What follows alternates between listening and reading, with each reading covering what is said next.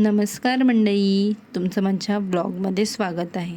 तर इकडे ऑफिसमध्ये आजही शुक्रवार आणि काल मस्त क्रिसमसची सुट्टी घेतलेली आहे आणि उद्याही आणि परवाही सुट्टी आहे.